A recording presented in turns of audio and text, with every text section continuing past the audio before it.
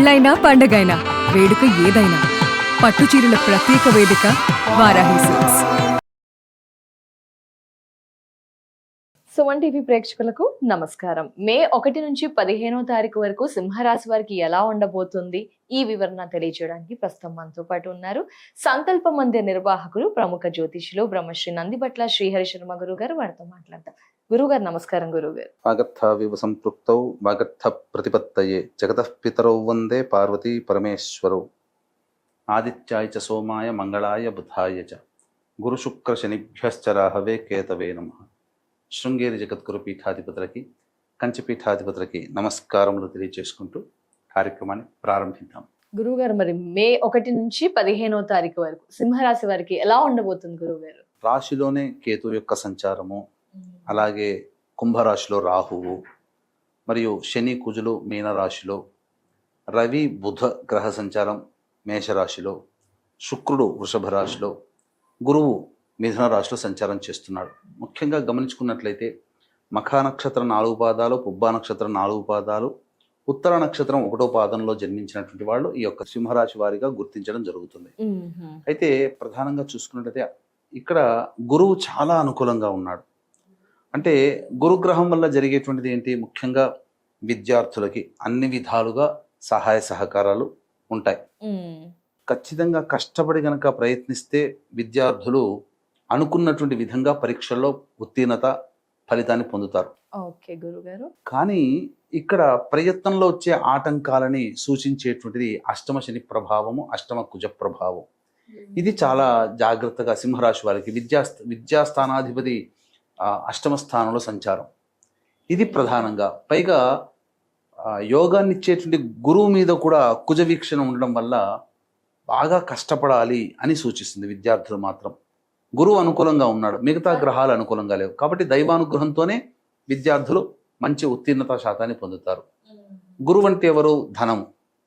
అంటే ఎలాంటి దోబూచులాట జరుగుతుందంటే ధనకారకుడు కాబట్టి ధనం అనేటువంటిది రావడానికి మార్గాలు ఉంటాయి. కానీ కుజుడు అష్టమ స్థానంలో ఉండి వీక్షణ చేస్తున్నటువంటి కారణం అష్టమ శని ప్రభావం, ఆ వచ్చే మార్గాలు ఆగిపోతాయి. అంటే ఎలా చెప్పాలి మీకు? ఇప్పుడు లోన్ శాంక్షన్ అయింది అని అనుకుందాం. ఓకే గురుగారు. మనకి అకౌంట్లో పడతాయి, మనం తీసుకొని మనం చెయ్యాలి, వేరే వాళ్ళకి ఇవ్వాలి. వరుసగా 4 రోజులు సెలవులు వచ్చాయనుకోండి, అలా ఆటంకం. అంటే మనకు వచ్చింది కన్ఫామ్, డబ్బు ఉంది కన్ఫామ్, కానీ మనం పే చేయడానికి బ్యాంక్ ట్రాన్సాక్షన్స్, బ్యాంకులు బంద్ ఉంటాయి. సో ఇలా అనమాట. అంటే ఎగ్జాంపుల్ గా మాది ఇలానే అని కాదు, ఎగ్జాంపుల్ ఇలా కన్ఫర్మేషన్ అంతా ఓకే ఉంటుంది. ఏ ప్రయత్నంలోనైనా మనకు తెలుస్తుంది మన దాకా వచ్చాయి, ఏ పనిలోనైనా కానీ ఫలితం అనేది రిజల్ట్ ఉంది. కానీ రిజల్ట్ ఆగిపోతుంది, మనం ఎంజాయ్ చేయలేం. రిజల్ట్ వచ్చింది కానీ దాన్ని ఎంజాయ్ చేయలేం. ఇలా మాయగా మనకు ప్రతి పనులలో ఈ గ్రహాల యొక్క ప్రభావంలో ఈ యొక్క సింహరాశిలో జన్మించినటువంటి వాళ్ళు కలుగుతాయి. ఇక రవి యొక్క సంచారము గమనించుకున్నట్లయితే ప్రధానంగా రాష్ట్రాధిపతి కాబట్టి ఇక్కడ ఉద్యోగంలో ఆత్మవిశ్వాసంతో ముందడుగు వేయాలి. బలహీనమైనటువంటి పరిస్థితులు ఏర్పడతాయి. అంటే నేను చేయలేనేమో, నా వల్ల కాదేమో అన్నట్టుగా ఎక్కువగా బరువు బాధ్యతలు పెరుగుతాయి. ఇక బుధుని యొక్క సంచారం కనుక చూసుకున్నట్లయితే ప్రధానంగా ఇన్వెస్ట్మెంట్స్ పరంగా జాగ్రత్తలు పాటించాలి. ధనపరంగా ఎవరికి అప్పులు ఇచ్చినా కానీ లేదా ఇంకేదైనా కానీ ఈ సంబంధించినటువంటిది ధన మార్గాలు ఏవైతే ఉంటాయో వాటి జోలికి వెళ్లకుండా ఉండడమే మంచిది. ఎవరైనా డబ్బు అప్పడిగినా కానీ మళ్ళీ తిరిగి రావమ్మా, ఇది. అలాగే స్టాక్స్లో పెట్టుబడడం, మ్యూచువల్ ఫండ్స్లో పెట్టడం అనుకున్నంత విధంగా ఈ సమయం అనుకూలం కాదు. ఇక శుక్రుని యొక్క సంచారము ప్రధానంగా గమనించుకున్నట్లయితే ఈ యొక్క శుక్రుని యొక్క సంచారము సింహరాశి వారికి అంత అనుకూలం కాదు. కారణం ఏంటి? ప్రయత్నాలు, శుక్రుడు సరైనటువంటి స్థానంలో సంచారం లేకపోవడం. కాబట్టి మిస్అండర్స్టాండింగ్స్ ఎక్కువగా అవుతాయి. దంపతుల మధ్య కావచ్చు, వ్యాపార భాగస్వాముల మధ్య కావచ్చు, లేదా ప్రేమికుల మధ్య కావచ్చు. మనం కరెక్ట్గానే ఉంటాం కానీ ఎదుటి వాళ్ళు మిస్అండర్స్టాండింగ్స్ చేసుకుంటారు. ఇలా జరిగే అవకాశాలు ఉంటాయి. ఖర్చులు అధికంగా ఉంటాయి. ఇంకా చెప్పాలి అని అంటే విలువైన గృహోపకరణాలు, వస్తువులు కొనుగోలు చేయడం ద్వారా డబ్బు ఖర్చు ఎక్కువగా అవుతుంది. అంటే హుందాగా కనిపించడానికి, దర్పముగా కనిపించడానికి గొప్పలకు పోయి సమస్యలు కొని తెచ్చుకుంటాం ఈ యొక్క శుక్రగ్రహ సంచారం. ఇక రాశిలోనే కేతువు కదా, ఇక్కడ ఏమైపోతుందంటే సింహరాశి వారికి కన్ఫ్యూజన్స్ అనేటువంటివి ఉంటాయి. కన్ఫ్యూజన్స్ అంటే ఏ విధంగా? క్లారిటీ లేని లైఫ్. కేతుగ్రహ సంచార ప్రభావం. ఇక సప్తమంలో రాహు యొక్క సంచారం ఏంటి? ప్రధానంగా అక్కడికి వచ్చేసేసరికి ఈ మన మీద పెత్తనం చెలాయించే వాళ్ళే ఉంటారు తప్ప మనకెవరు సహాయ సహకారాలు అందించరు. ఇలా జరిగిపోతాయి. ఏది ఏమైనప్పటికీ కూడా ఇలాంటి స్థితిగతులు ఈ యొక్క సింహరాశిలో జన్మించినటువంటి వారికి ఉంటాయి. నిరుద్యోగస్తులు ప్రధానంగా సమయం అనుకూలంగా లేదు. 16వ తారీఖు నుంచి అనుకూలంగా ఉండబోతుంది. అప్పుడు ప్రయత్నం చేస్తే ఖచ్చితంగా నిరుద్యోగస్తులకి బాగుంటుంది. ఆల్రెడీ ఉద్యోగం చేస్తున్నటువంటి వాళ్ళు వేరే ఉద్యోగంలో మారాలి అనుకుంటే మాత్రం కాస్త 15వ తారీఖు వరకు ఆగండి. తర్వాత వెయిట్ చేస్తే, తర్వాత ప్రయత్నం చేస్తే మంచి జరుగుతుంది. వ్యాపార విస్తరణ, ఎక్స్టెండింగ్ ఆఫ్ బిజినెస్ కానీ ఇలాంటివి ఏవైతే ఉంటాయో అవి ఉన్న దాంట్లోనే నడిపించుకుంటే చాలా మంచిదమ్మా. ఇక వివాహం కానీ అబ్బాయిలకి అమ్మాయిలకి వివాహ సంబంధాలు కుదిరే అవకాశాలు పుష్కలంగా ఉన్నాయి.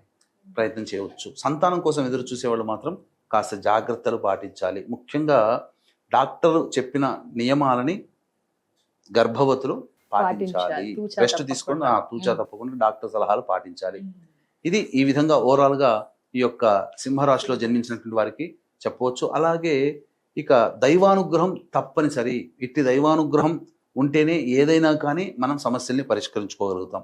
కాబట్టి దీన్ని దృష్టిలో పెట్టుకుని మన పీఠం ఆధ్వర్యంలో మే 1వ తారీఖు ఈ యొక్క వైశాఖ పౌర్ణమి, 12వ తారీఖు హనుమత్ జయంతి సందర్భంగా సర్వదోష నివారణ పూజలు హోమాలలో భాగంగా జాతకరీత్యా కలిగే విద్య, వివాహ, ఉద్యోగ, దాంపత్య, అనారోగ్య సమస్యల నివారణకి మరియు మేష, మిథున, కర్కాటక, సింహ, కన్య, వృశ్చిక, ధనస్సు, కుంభ, మీన రాశుల్లో జన్మించిన వారికి శనిదోష నివారణ పూజలు హోమాలన్నింటినీ జరిపించి శక్తిపాతం చేసినటువంటి కరుంగలి మాల ఇవ్వడం జరుగుతుంది. ఇది మొదటి 50 మంది భక్తులకి మాత్రమే ఈ యొక్క సదుపాయం అవకాశం ఉంటుందమ్మా.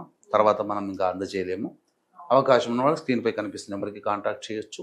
అలాగే దైవానుగ్రహంతోనే అన్ని విధాలుగా మనం సమస్యల్ని పరిష్కరించాలి. గట్టెక్కుతాం. గురుగారు, మరి మే 1 నుంచి 15వ తారీఖు వరకు ఆదాయ వ్యయ ఖర్చులు ఎలా ఉండబోతున్నాయి, మానసిక స్థితి అండ్ ఏం పరిహారాలు పాటించాలి సింహరాశి వారు? మే 1, 2 తారీఖులో కనుక చూసుకున్నట్లయితే ప్రధానంగా సహాయ సహకారాలు అందుబాటులోకి వస్తాయి. ధనాదాయం బాగుంటుంది. రాని బాకీలు వసూలవుతాయి. అన్ని విధాలుగా సంతోషంగా గడుపుతారు. ఖర్చుల్ని కూడా వెళ్ళదీసుకోగలిగే శక్తి కలుగుతుంది. 3, 4, 5 తేదీలో మాత్రం వాహనాన్ని నడిపేటప్పుడు జాగ్రత్తలు పాటించాలి. తల్లిగారి ఆరోగ్యం పట్ల శ్రద్ధ వహించాలి. అన్నిటికంటే ముఖ్యంగా గృహోపకరణాలు, వాహన మరమ్మతులకి ఎక్కువగా ఖర్చులు అవుతాయి. ప్రశాంతంగా ఉండదు, ఖర్చులు అధికంగా ఉంటాయని చెప్పవచ్చు.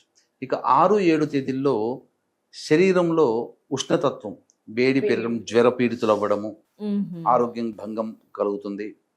అలాగే వృధా కాలయాపన జరుగుతుంది. ఖర్చులు కూడా అధికంగా ఉంటాయి.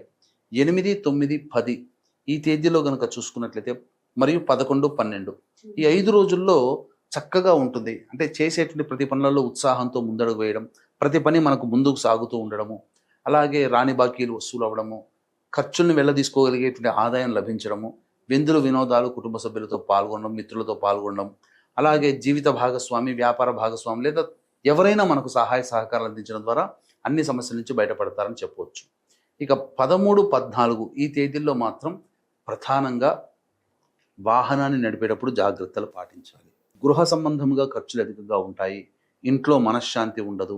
ఆరోగ్యం పట్ల శ్రద్ధ తీసుకోవాలి. మోకాళ్ళు, పాదాలకి ఆరోగ్య సూచనలు, అలాగే ఇండైజేషన్ ప్రాబ్లంతో సతమతం అవుతారని చెప్పొచ్చు. 15వ తారీఖు మాత్రం సంతాన మూలకంగా విభేదాలు, ఖర్చులు, సమస్యలు ఉంటాయి. కాబట్టి ఆస్తి వివాదాలు, న్యాయ సంబంధమైనటువంటి చర్చలు వచ్చే అవకాశము గోచరమవుతుంది. ఏది ఏమైనప్పటికీ కూడా సాధారణం కంటే ఈ యొక్క సింహరాశిలో జన్మించినటువంటి వాళ్ళు అతి సాధారణంగా ఫలితాలు పొందుతారని చెప్పవచ్చు. ఒక్క గురువు మాత్రమే అనుకూలంగా ఉన్నాడు. మిగతా ఏ గ్రహాలు అనుకూలంగా లేవు. కాబట్టి తప్పకుండా దైవానుగ్రహం ఉండాలి. అలాగే వీక్షించేటువంటి మన ప్రేక్షకుల్లో సింహరాశిలో జన్మించినటువంటి వారికి ఈ యొక్క కొలిచే దైవము, నమ్ముకున్న దైవము, కుల దైవము సదా వాళ్ళకి తోడుండాలని కోరుకుందామమ్మా. అలాగే సమస్యలు అనేటువంటి సమస్యలు వస్తాయి. కాబట్టి సమస్యల పరిష్కారం కోసం ఈ సింహరాశిలో జన్మించినటువంటి వాళ్ళు తరచూ శివాలయ దర్శనం చేసుకొని అర్చన చేసుకోవడం, కాలభైరవాష్టక పారాయణం రోజుకి 3 సార్లు పఠించడం లాంటివి చేస్తే చాలా సమస్యలు పరిష్కారం అవుతాయని చెప్పొచ్చు. ఇంకా అవకాశం ఉంది వాళ్ళు దైవానుగ్రహాన్ని ఇంకా పొందాలనుకుంటే మన పీఠం ఆధ్వర్యంలో మే 1 మరియు 12వ తేదీన జరిగే సర్వదోష నివారణ పూజల హోమాల్లో కూడా గోత్రనామాలు నమోదు చేసుకోవచ్చు. ధన్యవాదాలు గురువు గారు. సింహరాశి వారికి రాశి వివరణ పరిహారాలు తెలియజేసినందుకు నమస్కారం గురువు. సర్వం శ్రీ ఉమామహేశ్వర పరబ్రహ్మార్పణమస్తు.